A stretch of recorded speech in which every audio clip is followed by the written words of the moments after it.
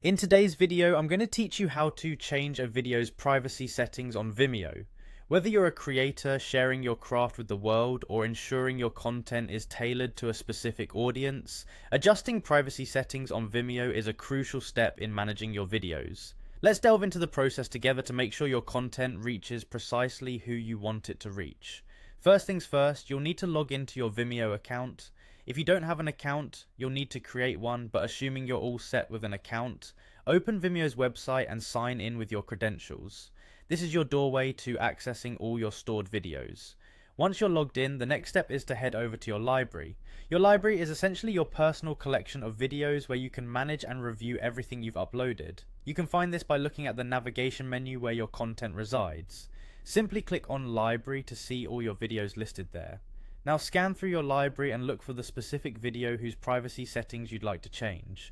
Click on the video title to open its page. It's important at this juncture to double check that you've selected the correct video, as the adjustments you'll be making are specific to this particular file. With the video page open, we're on to the next task. We'll now open the privacy settings. This process involves clicking on the share button conveniently located at the upper right corner of the video page. You'll notice the share button is your gateway to multiple settings, giving you control over how and where your video can be shared and viewed. After clicking share, you should see a panel pop up with several options. Here, you'll want to direct your attention to the privacy section. Clicking on this section will unveil a list of privacy settings offered by Vimeo, an essential part of customizing your video's audience reach.